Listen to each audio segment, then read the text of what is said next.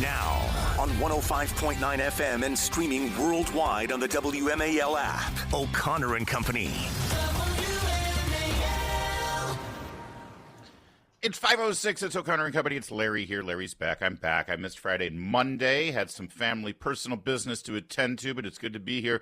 Thank you to Hans Von Spikowski, as always, for filling in on Friday. And yesterday, the awesome Joe Concha checking in with his old stomping ground here in Washington. He went to Maryland. I bet he mentioned that once or twice. Julie Gunlock. He talks about it all the time. He did.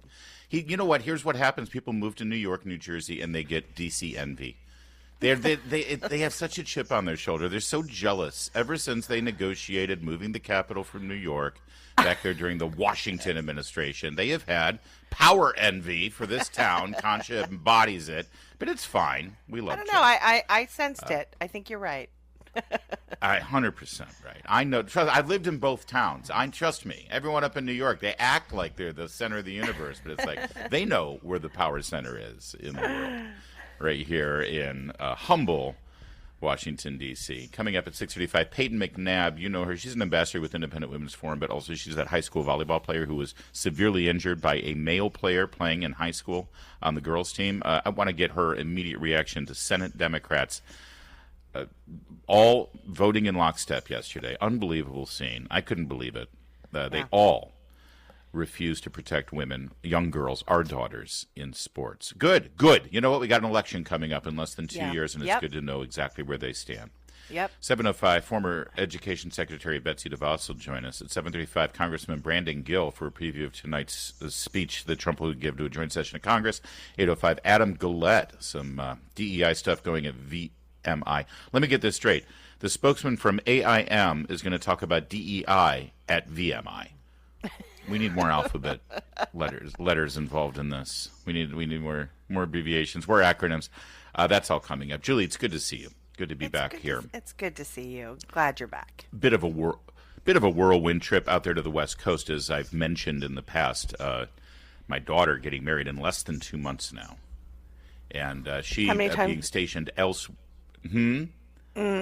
Gosh, such a big deal. Such a big moment in your life. Sorry, it's crazy. No, it's okay. And she, of course, stationed outside of Southern California, where the wedding is going to take place. She's stationed with her crew on a submarine. Well, she's not on the submarine at the moment. And then her future husband is stationed with the Marines at Camp Pendleton. So there's a lot of juggling. And they're both junior officers. They've got a lot going on with their careers. Sure. And so there's a big family support right now to make sure that all the I's are dotted and the T's are crossed to make sure the wedding goes off without a hitch. So it was Dad's turn to jump out there and make some fun. Oh, the bills are rolling in, Julie. Oh, dear. The bills, they're bringing the receipts now on the cost of the wedding. It's manageable, I suppose. Everything in California costs more than it should, though. Yes, of course. That's the thing. You know, your kid. It never ends. It's like, you know, they graduate high school, and you know you might be paying for private school, and then you're like, oh, it's over, and then you pay for college or help with college tuition, and then then they graduate, and you're like, oh, it's over, and then they get married. Yes, but you were wise enough to give birth to boys. Yeah, and yes. There is still. I mean, I am. You know how I hate the patriarchy, and I'm always railing against it. And I must say, I don't know why there's this still last vestige of tradition in American culture that the father of the bride, like we have to provide some dowry or something, like our daughters are chattel. I'm sorry. Fight the patriarchy and unleash equality for once. I am loving it. I'm loving it. Let's keep that going. It's like all of these costs come up. Don't push for any reforms. I need to. This is the hill I'm dying on. I'm putting on my pink hat and I'm marching on this one. I'm actually, I've become good friends with my future son-in-law's father. He's a great guy, and also an officer in the U.S. Army, and just a stalwart. Yeah. I mean, in every possible way, he's just a great man. And so we've gotten to know each other pretty well, and it's like, and he's loving this. That every time there's a new decision made about the wedding, and there's a new cost involved, and a new bill comes in, he just looks at me. It's like, well, you gonna take care of this or not? Oh, We're that's waiting. terrible. Oh. It's like, well, but what's the rehearsal? The father of the groom pays for the rehearsal dinner. So I'm like, okay, so what's the rehearsal dinner? Well, we're thinking of going to this diner. Barbecue. Diner? Yeah, right, exactly. Oh, it's going to be a potluck. Everybody bring your favorite casserole dish. Oh God. Oh my goodness. It's fine. And I'm not nearly as emotional as everybody expected me to be. I don't about my believe daughter that. getting married. No, Everyone many times thinks did you I'm cry? going to. When I was in, eyes were watery the whole time. Sure, I know. Yeah, but I know feel you. like I'm getting it out now. Like in the heat of the moment when I'm walking. Oh my God, You're I gonna saw be the a church. mess when those No, church doors open I think I'm gonna- and you're walking her down that aisle. You're gonna be a mess. I'm gonna. In I'm fact, gonna be she's gonna be drained like, of Dad, all emotion. please stop crying, please. I'll have no more left. It'll be all gone. I'll be spent. I'll be an empty shell, a husk. Sure. We saw the church. I'd seen pictures of the church, but I hadn't stepped into it. And we stepped into the church. You sent me a and it picture. was- Yeah, I sent you a picture of it. Gorgeous. In the altar, I mean, and, it looks yeah, European. It's amazing. so impressive. It doesn't look. Thank God it's not one of these. It's very thank much God it's in not the one of Spanish mission these style. clamshells that were. Every Catholic is so worried that their parish is going to be their kid is going to get married in a clamshell. Like one of these Right. modern abominations. They're Yeah. just horrible. Or- You're sort or- of yeah.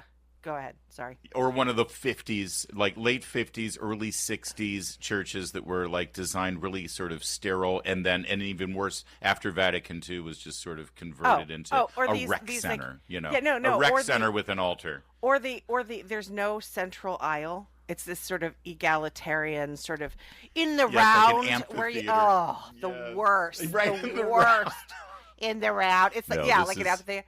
Yeah, we're all terrified. All mothers, Catholic mothers are terrified. In fact, you really need when you're my age, you got high schoolers, you need to pick your parish based. Thank God I'm part of a parish that has a wonderful You pick old your church. parish thinking about Seriously, the wedding based on the 15 years from architecture. now. No, based on the Yes, architecture. yes.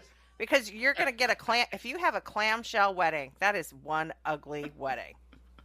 It's terrible. Well, this is Every very Catholic much a listening traditional right now step. totally knows what I'm feeling here. They understand. I think the Protestants get it too. They worry about that's what true. their church Yeah, they looks got some like as well. ugly rec centers too. They admit our churches have the superior architecture and artwork. It's my very, very Southern Baptist wife dragged me to every single Catholic church in Spain during our vacation last year. I 'cause love she wanted that. to I see all love that beautiful- story.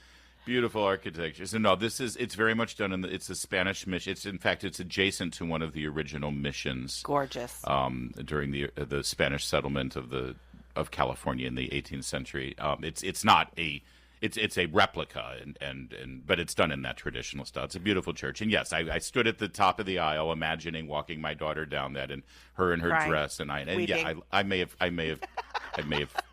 gotten a little emotional, but I'm going to be fine. I'm going to be everything's fine. But it was a good trip. But of course, as is typical, and this seems to be, maybe it's just typical of the news cycle that there's no such thing. You can't take a day off. You can't take a personal family day. You or were the world will scrolling that whole explode. time. And there I was in San Clemente, California, in my hotel room with Meredith, and I'm watching the news, and I check in on the meeting between Zelensky and Vance, and these perfunctory photo ops that happen, where everyone just shakes hands and smiles, and then once the media leaves, they get down to business. But boy, did they get down to business with and the you're cameras thinking, this rolling. cannot be real. This cannot be real. Yeah. What is happening here? Yeah. Well, and it's and I had to wait until this morning. So we'll give you an update. Obviously, you guys talked about it quite a bit yesterday and the fallout, but we do have an update on Ukraine, the latest on what Europe is saying. We have the latest on what President Trump is saying and what Volodymyr Zelensky, with the multiple Ys at the end of it, is saying. We'll give you the updates in just a moment, now that you're up to speed on my daughter's wedding and the end of my life. It's 5:15, WMAL, traffic and weather, every 10 minutes first on the fives. Oh, great. It's another mom of boys. I have no one to sympathize with me. It's With you. Jamie But Whitten in the Hadid Carpet Cleaning Traffic Center team. WMAL, making sense of the news. So yesterday, in the middle of the day, President Donald Trump took to Truth Social, and he put out a very interesting and important post as there's so much discussion about what Europe's going to do. It's amazing to see these European leaders all putting out their virtue signaling tweets in support of Vladimir Zelensky. We stand with Ukraine. You stand with Ukraine. And then you had the Prime Minister of England make this big speech. We've decided to redouble our support, and we're going to do this, and we're going to do that, and we're going to send this, and we're going to send that. And then at the very end, he says, with his very erudite and beautiful British accent, he says, but of course none of this is possible without the U.S.'s support. It's like, right. So in other words, you're doing nothing. Right. Unless we're there to bankroll it all. Yep. And pay for it all. So Donald Trump comes out, and he put this out on Truth Social. He says, Europe has spent more money buying Russian oil and gas than they've spent on defending Ukraine. Great. In other words, by purchasing Russia's oil and gas, Europe has funded Russia's war effort. Not Ukraine's defense of their borders. They funded Russia's. And we've been discussing this every time we have Katie McFarland on, she keeps repeating that and reminding everybody. This audience knows that, but I think it was news to CNN's audience as Jake Tapper apparently saw this for the first time on Truth Social. God. Here he is yesterday on his show. That Europeans were actually buying more Russian oil and gas than they were helping Ukraine in terms of the aid. So in some ways, the Europeans are funding both sides in this war. In some ways, no. In some ways, funding both sides. Yeah, they're not funding. They're funding Russia.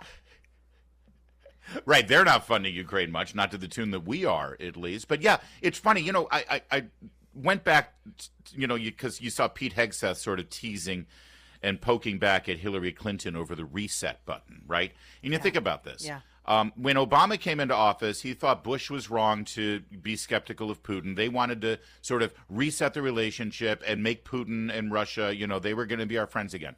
And everybody made money. Bill Clinton made money, $500,000 on a speech. We had the mineral rights or the uranium rights opened up. Read Peter Schweitzer's book, Clinton Cash, and you'll see everything that happened there with Russia and Ukraine and the United States when we decided Russia was our friend again. And everybody made money. Then Russia was our enemy, and everybody makes money. And then Russia's going to be afraid. It's like the one thing that's constant here is that everybody makes money. Regardless, when Russia's our ally, everyone makes money. When Russia's our enemy, everyone makes money. So we're on the enemy phase of the cycle right now. However, if Jake Tapper had actually been paying attention to the news over the last 8 years, or very specifically during the first Trump administration, if he weren't just looking at Russia through the lens of Russian collusion and the Russians stealing the election for Donald Trump, because that's all Jake Tapper would focus on, he would have seen Donald Trump then in 2018 addressing the leadership at NATO in Brussels saying this, cut two. Germany will become totally dependent on Russian energy if it does not immediately change course. Excuse Here me, in the Western... and I apologize. This was actually a very famous address to the United Nations. Now let's go to cut three. That's when he was saying Germany is in danger of being dependent on Russia for their oil and gas, which empowers them. But then he talks about the finances of it in a NATO meeting, cut three. Well, I have to say, I think it's very sad when Germany makes a massive oil and gas deal with Russia, where you're supposed to be guarding against Russia, and Germany goes out and pays billions and billions of dollars a year to Russia. So we're protecting Germany, we're protecting France, we're protecting all of these countries, and then numerous of the countries go out and make a pipeline deal with Russia, where they're paying billions of dollars into the coffers of Russia. So let's think this through for a minute. This is at a NATO meeting. NATO exists, and we spend all this money, an astronomical amount more than the European countries do, on the defense of those European countries. And who are we defending them from? Russia. Right. That's the whole point of NATO, is to defend them at the time the Soviet Union, now Russia. So NATO exists so that we can spend all this money and all these armaments and everything to protect European countries from Russia, while at the same time, those very same countries are pouring billions of dollars to Russia and giving them all this money that Russia then uses to make all the tanks that we are defending Europe against. And Trump said, what the hell is going on here? And by the way, one last thing, Trump sitting at that table said, oh, and by the way, we over here in America, the ones that are spending all this money to protect you, we've got some oil and gas. We could sell you oil and gas, but you won't take it from us, will you? You'll take it from the people that we're defending you against. Right. And in addition, Germany shut down all of its nuclear plants. They did have some independence. They had working nuclear plants in Germany that they shut down completely. Then they started burning coal. Okay. And all of this was at the behest of the environmentalists. Okay. So they shut down the cleanest energy source, these nuke plants, that gave them some independence. And then as a result, they started burning more coal and then bought oil from Russia. Again, all because they wanted to virtue signal about the environment. It's absolutely absurd. That's right. Meanwhile, Zelensky yesterday told the Los Angeles Times that the end of the war with Russia is very, very far away. He does not sound like a person who wants to make peace, although who knows, maybe this is his negotiating posture. He's a very unpredictable individual. Latest Harvard poll shows that by a factor of 72 to 28, the American people want Ukraine to negotiate a settlement with Russia. Yep. And 3 in 5 Americans are in favor of Trump announcing direct negotiations with Russia without Ukraine at the table. It's 5:23. Now on 105.9 FM and streaming worldwide on the WMAL app. O'Connor and Company. It's Larry O'Connor at 5:37, and Julie Gunlock is keeping me company, and that's O'Connor and Company. We got a fine company of friends here that keep me in line all morning long, including Michael Shelton sitting there at our audio engineering position. Of course, the incredible Jamie Whitten every 10 minutes, first on the fives with traffic and weather, and the incomparable, the legend, the H-bomb, Heather Hunter, our executive producer. That's today's edition. I wasn't here yesterday, but I thank Joe Concha for filling in for me, although really it was Julie filling in for me, and Joe was just sort of sitting back watching her do all the work. So, Julie, thanks for that. I appreciate it. It was fun. It was a great day. It's true. I know him, and I know you. Coming up later in the program at 6:35, Peyton McNabb talk about what the Senate Democrats did to our daughters yesterday in the Senate.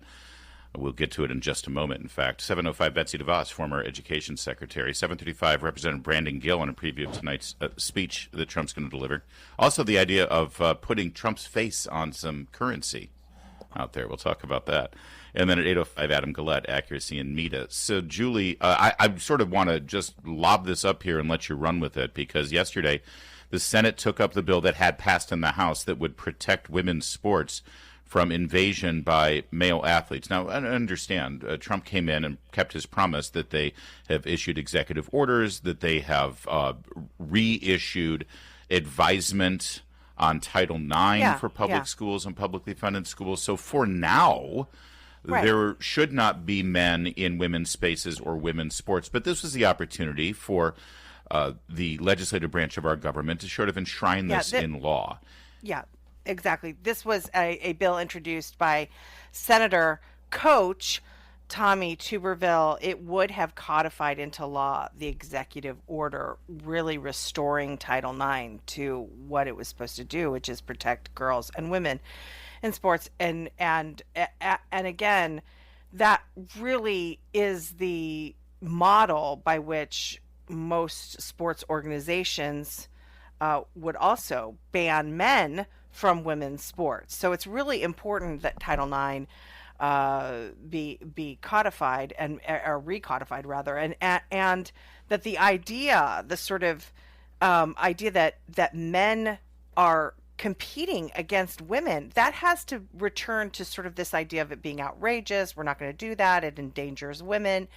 Every single Democrat voted against this. Every single Republican voted for it. Of course, they needed 60 votes, so it did not pass, and it is absolutely outrageous. We have, and we're going to talk to Peyton McNabb, who's an IWF ambassador on this issue. She was injured. She has permanent injuries because a male slammed a volleyball into her face. And we have we have this film of a lacrosse player having a puck slammed into her mouth. She lost teeth. We have multiple examples, not to mention, in addition to the injuries, women losing scholarships, they're losing places on podiums and medals.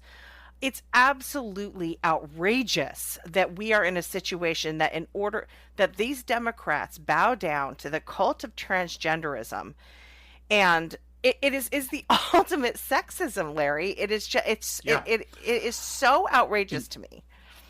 And you're right, and I know it is, and we could go. We've been talking about this for so long. I feel like here, I think we were one of the first shows to actually breach into this untouchable and unspeakable topic, but we did because it's common sense. That's what we talk about every day. Oh, you do a conservative show? No, we do a common sense show, and this is common sense. And you're right to focus on the horrific, life-altering physical injuries that these young women have to endure. And we will talk to Peyton McNabb about her injury and now the further injury brought to her by all four senators in this jurisdiction, the two senators from Maryland and the two senators from Virginia, are perpetuating the climate where these physical injuries can harm these women for life. But I want to take even one step further than that. Let's set aside the physical injuries, which are obvious.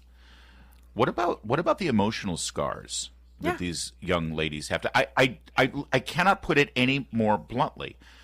Our daughters, thanks to the Democrats, our daughters have created a climate where the first time they will see a naked male genitalia in real life, not a picture, not something on the internet, but right there in the room next to them, the first time a 14-year-old girl will see a fully intact, naked male genital will be in her private space in a women's locker room, and it will be against her consent. And every Democrat voted in favor of that last night. And that's the kind of emotional damage that can harm. And basically, there's going to be biological males exposing themselves. Yeah, and it's worse than that, Larry. When girls complain, when girls say, I don't want to see a fully intact naked man who's gawking at me as I am changing into my bathing suit. Hey, you change a pair of pants, you can keep your underwear on, change the top, you still have your bra on, which is still awful.